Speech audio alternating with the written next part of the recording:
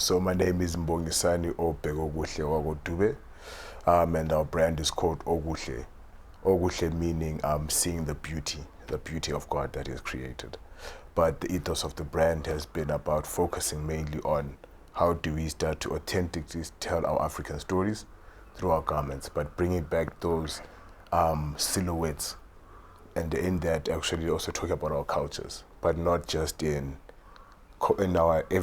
in our way that we use on Saturdays, but in our actual corporate way, in our uniforms, actually breaking that boundary. Yeah. So our main place we're looking at starting in is really going ham in the uniform space and actually changing that narrative from the colonial uniforms that we currently wear and breaking that now, moving into a more African aesthetic that will also promote our local designers and artisans in the long run.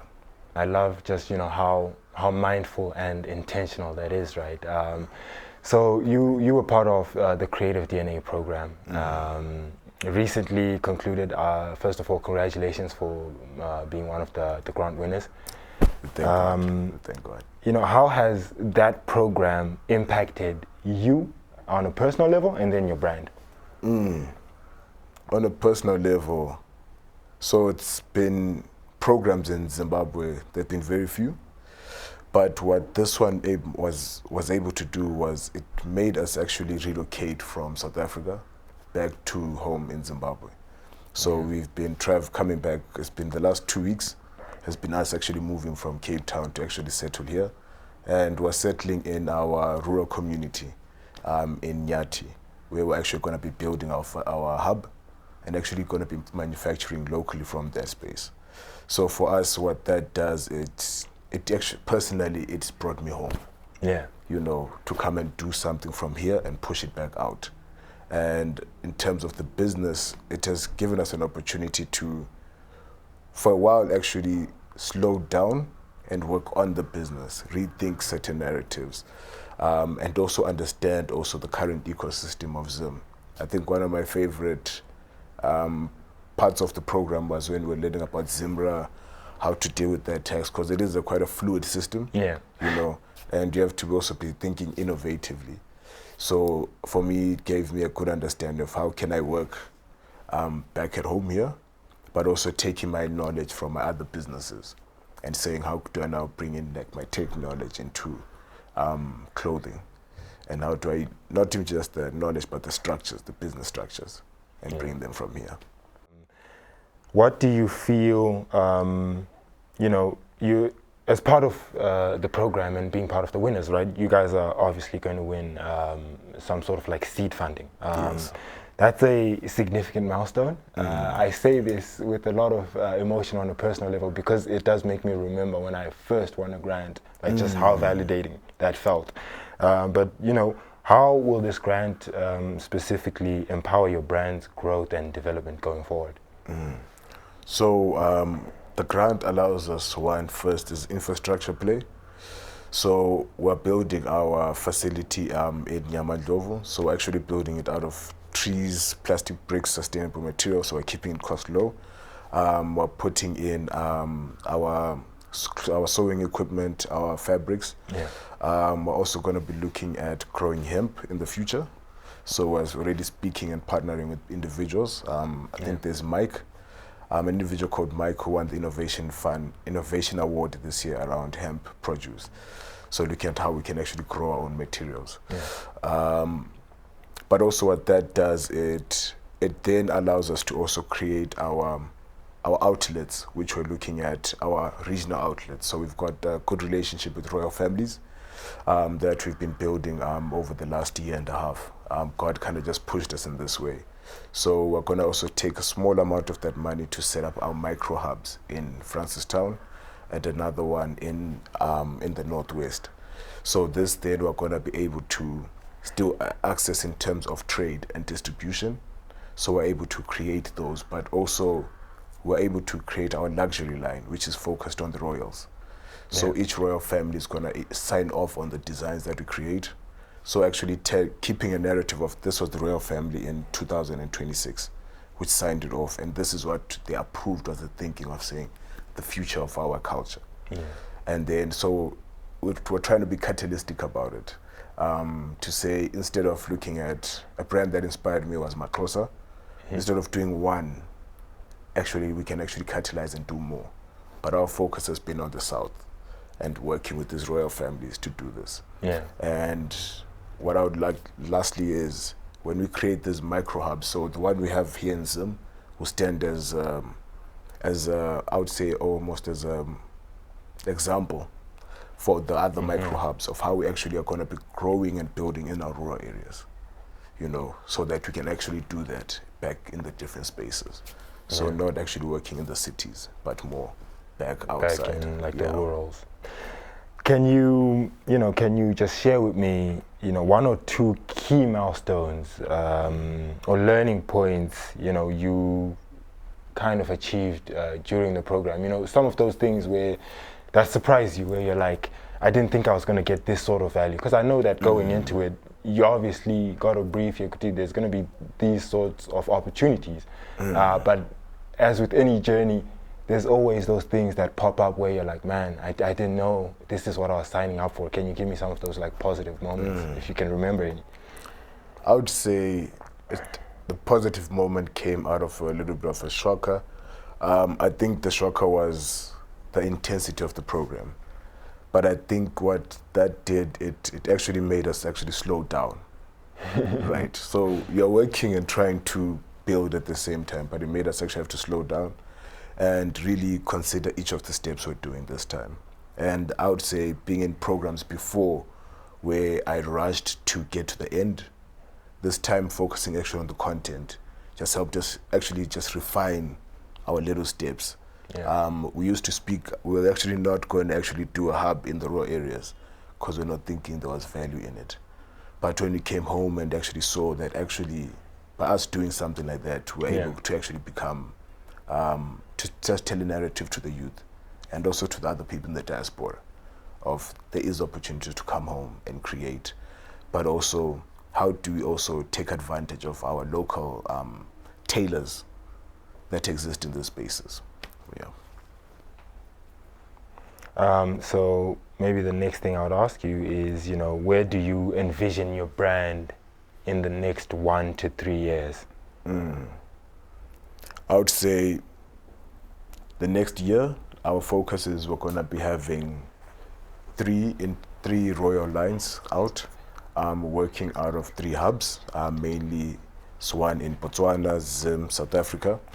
And in year 3, where we're seeing ourselves is actually becoming an employer, a catalytic employer in the rural spaces for new talent, especially like our tailors and artisans, but also authentically telling African stories through garments and representing our culture as well. So we see ourselves there.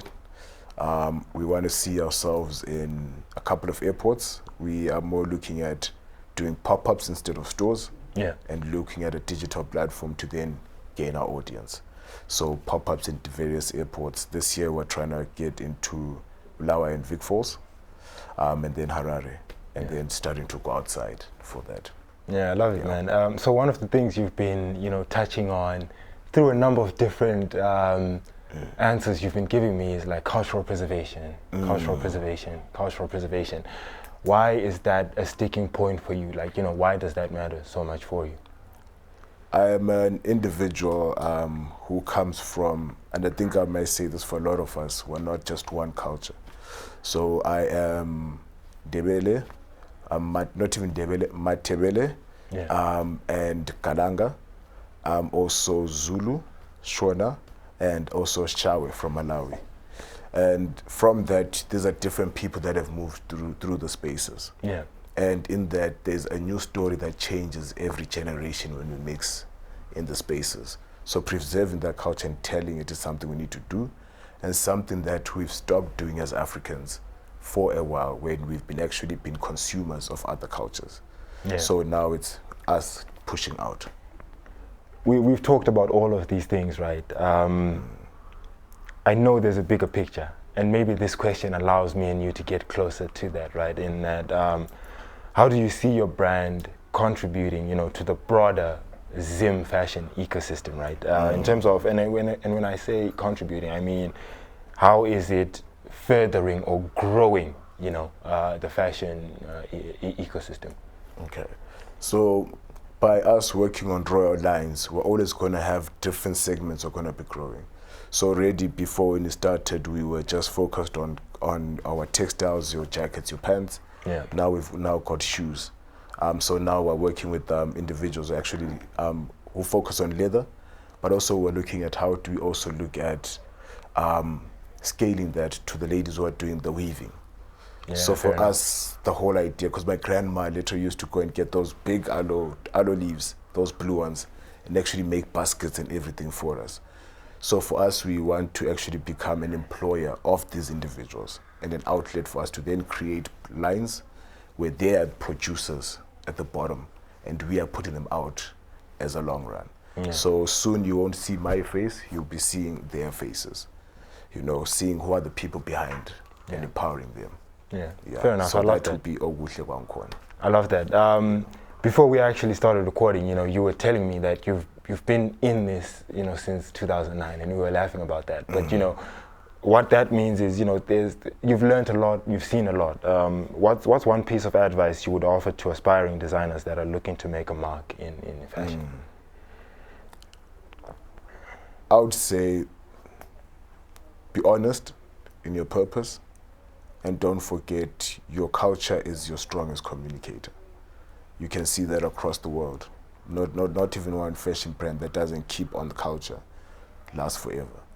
Yeah. So street culture is cool. I know that's something we all get into, but when you forget to put us in those cultures, it stops having that authentic narrative, and it dilutes the purpose. Yeah.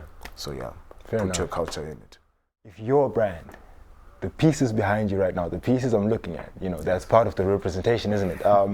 If it were a song, you know, what song would it be and why? So there's a song called it's a Ndebele gospel song called Uzongena lapho ungamelanga ungene khona, which means you go in to places you're not supposed to go into, and go out of those spaces up high, and you do that with God. And I would say that is what we're trying the brand is actually pushing. We're here to go into spaces where we're not supposed to, and even in those spaces we're going to disrupt them and go through. And for us, in every fabric that's stitched, God is in the center of it. So that's where we push through and we push it out. Fantastic, man. I'm going to ask you just one more question. Because every time you say something, it leads me to think of something else. You know, overall, you know, let's talk about your most recent work. You know, what inspires your most recent collection? It's been a search of the most recent collection. As you can see, it's more of a toned down collection. Yeah. But it's been actually looking at how do we merge every day with our silhouettes and stories without making it too loud. So this is more of the subtle brand. So that has actually been the stuff we're looking at. What are we going to even patent and saying, this pattern is our pattern, and we're patenting it the same way a t-shirt was patented once upon a time. A pair of blue jeans was patented once upon a time. A pair of Nike, gazelles, or I mean, Courtiers, sorry. And Adidas gazelles. Adidas gazelles. Have been patented. So as we're creating this shoe, we're also thinking of that as we're working with them. How do we start to look at that as we move forward? Thank you so much for, you know, just giving us all of this game. I'm sure the next batch of fashion, creative, and I hope, you know, even people beyond that can tap into this knowledge and help themselves on their own journey, right? Thank you so much. Thank you. Thank you for having me, bro.